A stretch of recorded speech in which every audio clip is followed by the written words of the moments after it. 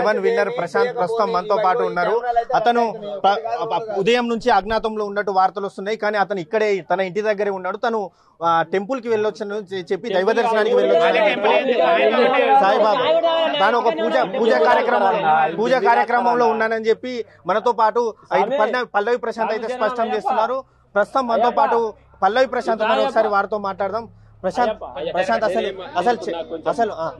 అసలు చెప్పండి, మీ మీద ఎందుకు ఈ ప్రచారం జరుగుతుంది? దాయప్ప మీరు వచ్చిరా? నేను టెంపుల్ కి వచ్చిన, నేనే ఇంటికి వచ్చిన. నేను టెంపుల్ పోయినా అంటారు కదా అన్న, కొంచెము అన్న మీరు కొంచెం మీరు ఇట్లా ఆలోచించి రాయాలన్నా. నేను టెంపుల్ కి పోలే అన్న వాళ్ళే, నువ్వే చెప్పన్న. ఇక నాకు గొంతు అయితే ఆయన 4 రోజుల నుంచి తిండి తినలేదు స్వామి. ప్రశాంత్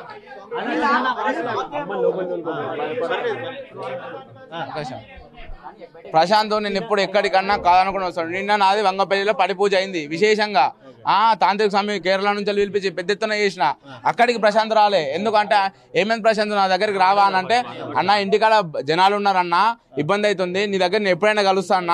మరి ఇక్కడ వచ్చిన వాళ్ళకి ఫోటోలు ఇట్లా దిగుతురన్న, పాపం వాళ్ళు కర్నూలు నుంచి వెళ్ళి, కడప నుంచి వెళ్ళి, చిత్తూరు ఎక్కడెక్కడి నుంచి వస్తురన్న, వాళ్ళకి నేను ఫోటో ఇవ్వకుండా బాగుండదు అన్న, నేను ఎప్పుడైనా కలుస్తా అని అన్నాడు. అంటే నువ్వు ఏం టెన్షన్ పడకు, నేనే నీ దగ్గరకు వస్తా అని చెప్పానన్న. వస్తున్నా నేను వీడియోలు చూసిన, పరారీలు ఉన్నాడు, ఎక్కడనో ఉన్నాడు, ఇక్కడ లేడు, ఎటో పోతున్నాడు. ఏంది ఇది కరెక్ట్ కాదు మీకు ఎవరికి కూడా. ప్రశాంత్ అసలు ఎందుకు ఈ ప్రచారం జరుగుతుందని అనుకుంటున్నా? ఒక్కసారి నాకు అన్న అన్న మీది ఎక్కడ ఐత్నగర్?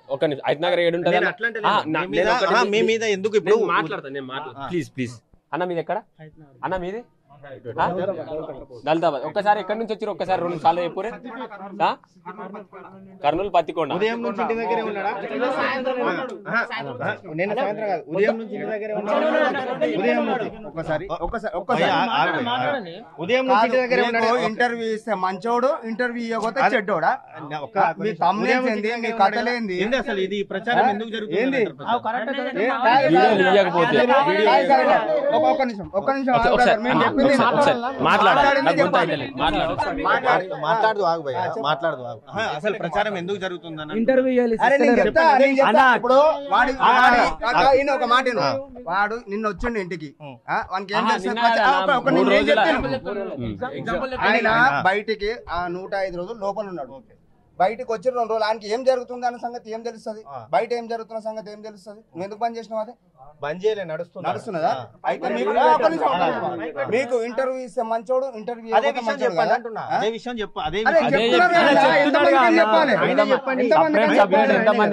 చూసేటోళ్ళంతా పిచ్చోళ్ళ. తినలేదన్న, తినకుండా చెప్తాను నా బాధ. ఇట్లా అర్థం చేసుకోలే మీరు. అయ్యప్ప ప్రసాదం చేయలుంది, అబద్ధం ఆడతారు ఎవరన్నా? స్వామికి ఇట్లా దగ్గర ఉన్నాడు, అబద్ధం ఆడతారా?